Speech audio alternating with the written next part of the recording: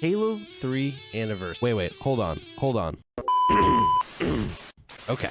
Halo 3 Anniversary. For years now, Halo fans have been debating whether or not a Halo 3 Anniversary should exist. Both Halo CE and Halo 2 got their Anniversary editions years ago, and while the quality of those are a bit hit or miss, they do undoubtedly exist. It has seemed like for years an announcement would be coming for Halo 3 Anniversary, however, obviously nothing has come. The rumors though always seem to kind of drum up around every big anniversary. Obviously, most recently that was the 15-year anniversary for Halo 3, but the topic seems to come up on a semi-regular basis in the Halo community. To many, myself included, Halo 3 Anniversary seems like it would be easy money. Not only does Halo nostalgia in general seem to sell pretty well, it's also Halo 3, which is arguably the biggest title out of the OG trilogy. Not only does it still have the largest remaining player base on MCC, for many, Halo 3 was the game of their childhoods, and there's no denying the massive success and sales that the game saw, being the only Halo game from the 360 era to make the top 10 best-selling list for the console. Though it is worth noting that Halo 2 and Halo CE, despite lower sales overall, were the top dogs on the original Xbox, taking both the 1 and 2 position in game sales, which position-wise is higher than Halo 3.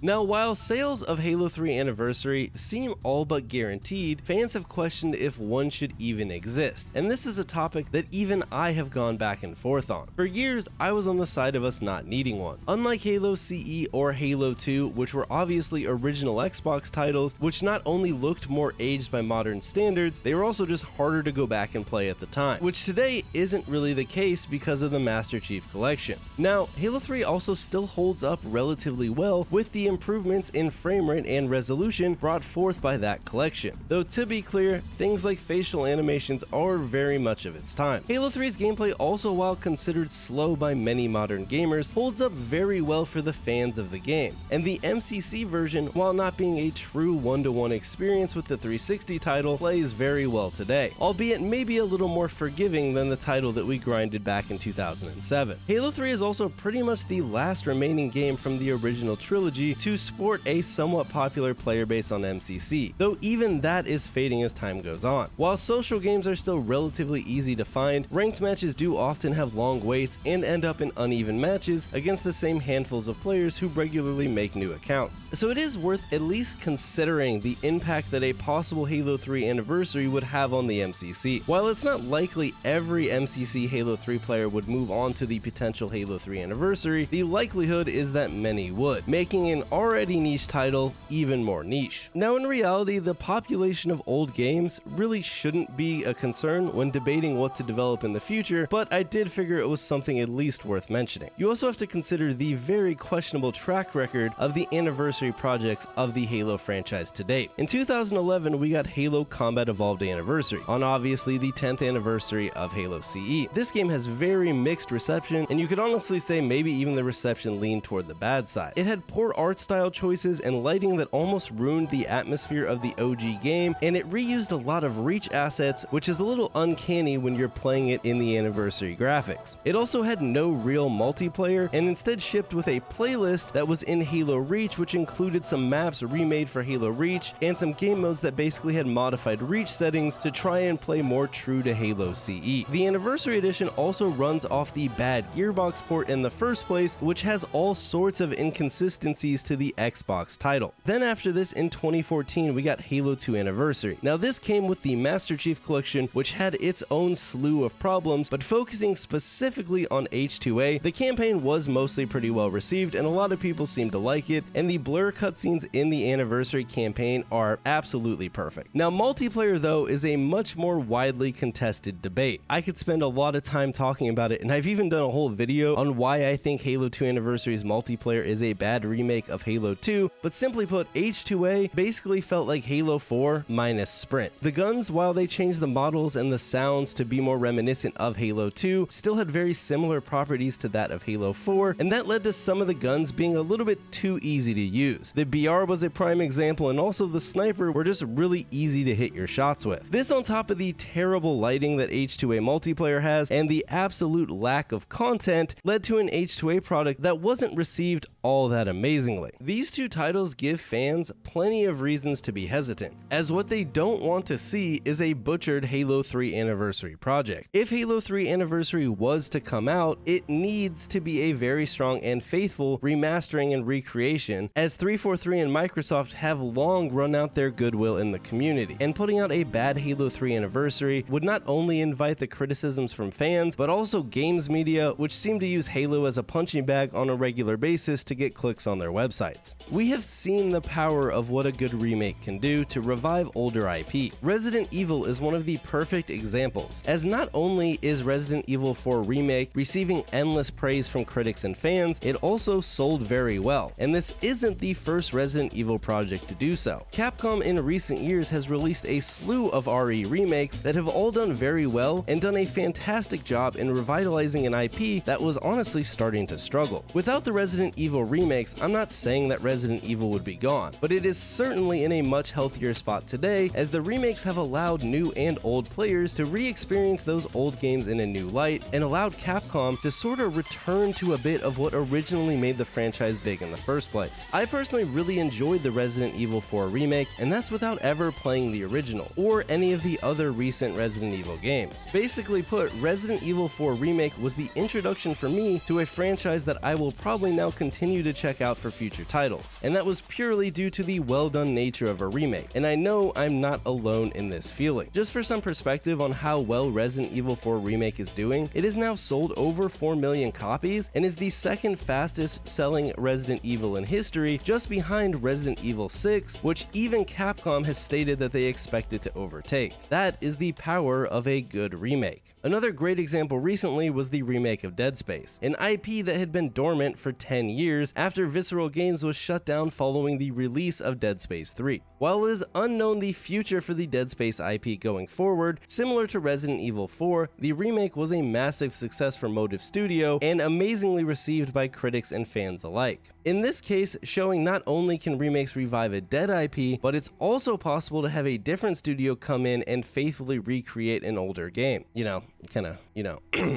It's important to note though that while Dead Space Remake was received very positively by fans, multiple outlets have run stories about it possibly underselling EA's projections, a problem that is eerily reminiscent to the original Dead Space games, which also failed to meet EA's probably overly ambitious sales goals. The franchise, while holding that cult classic nomination from fans, never really saw a massive mainstream success. So it's clear that a proper remake can revitalize interest in dormant or struggling IP. And in Halo's case, a good Halo 3 Anniversary could be the opportunity to score some goodwill with fans that is much needed amongst the constant doom and gloom that plagues the Halo IP as of late. Halo has shown the desire for nostalgia is there. While it's hard to gauge exactly how huge MCC could have been if the launch wasn't one of the worst gaming launches in history, if we focus in a little bit and just look at the PC launch back in 2019, within just 2 days on Steam, the MCC had sold 2 million copies. And that was back when the PC version only offered Halo Reach. And according to estimates from various websites, looks like it has now sold well over 5 million copies. Not too bad for a collection that was ported to PC 5 years after its original flubbed launch on Xbox. There is no doubt that the desire for good Halo is there. Even Halo Infinite proves that with the player counts it was able to accomplish around the launch. While it's been a while since a Halo game has been truly successful, it's still at the age where many people fondly hold memories of the franchise, something that many older lapsed franchises struggle with, connecting with a modern audience. Halo may not be the first thing that comes to the mind of a kid these days, but find someone in their mid to late 20s and they probably have many stories of the good times that they had on Halo, whether it was the OG trilogy, Reach, or even the later 343 titles. There has also been a growing demand for a classic style Halo game for over a decade now, with the true last classic title being Halo 3 in 2007. Sure, we got Halo 2 Anniversary in 2014, but that was neutered for a variety of reasons that we talked about earlier. earlier. So is Halo 3 Anniversary truly needed, or should we as Halo fans even want it? Yes and no. Halo 3 itself does hold up today, and outside of maybe remastering the cutscenes, you could easily make the argument that the MCC version of the title is good enough, and that is the side of the argument that I stood on for years. I didn't want to see a Halo 3 Anniversary, not only because I was worried that 343 would not do the game justice, but also because I just felt it wasn't necessary. If I wanted my Halo 3 fix, MCC was always there and provided a good enough experience to fulfill that desire. But today, my opinion has changed. While Halo 3 MCC certainly still exists, lowered player counts over time certainly makes some aspects of the multiplayer less enjoyable, and we've hit a point where I think the stars are beginning to align for the fabled Halo 3 Anniversary. While not everyone wants a classic style Halo game, and that's pretty obvious when you see all the debates about Sprint, Halo 3 Anniversary provides the perfect opportunity to provide one and test out a concept that fans have been debating ever since Halo 4 didn't return to its classic roots. Nobody is going to complain a Halo 3 Anniversary doesn't have Sprint because, well, that would just be dumb.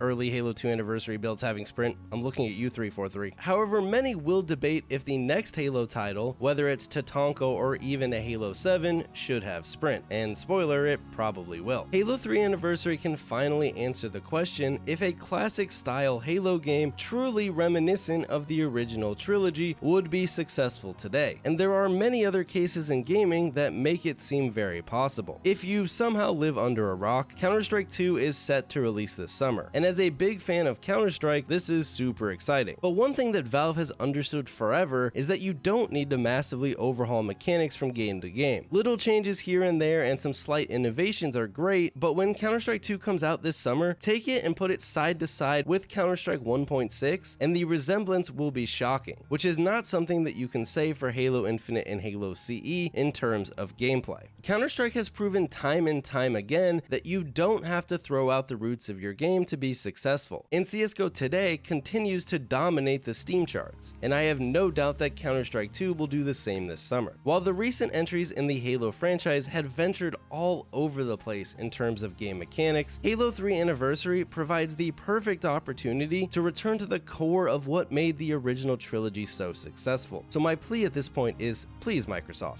make Halo 3 Anniversary happen. I want to see Halo get the long-deserved dub that it needs, and this would be the perfect title to do it, while also allowing them to work on future Halo titles. The best thing is that you don't even need 343 to do it, or honestly, maybe it's best that they don't with their track record. Pick a studio that you have some faith in and give them the keys, and I have no doubt that Halo 3 Anniversary would make its money back and more. A proper remastered campaign with prettier cutscenes and graphics, with the possibility of even adding in cut content like maybe something like the Guardian fight, would attract all the longtime Halo campaign fans, even if they don't care about Halo 3 multiplayer at all. Being able to re-experience the glory that is Halo 3's campaign alone in a new light would honestly be massive enough. While Halo 3 has never missed its chance to be showered with praise, the pure variety of gameplay in the campaign is a joy in a way something like Infinite's open world missed the mark on. Chock full of set pieces and intense moments mixed in with a little exploration, at the time Halo 3's campaign was one of the best I had ever played, and that still holds up today. Add on to this the proper recreation of the classic Halo 3 multiplayer, and you're cooking with gas. It is, however, very,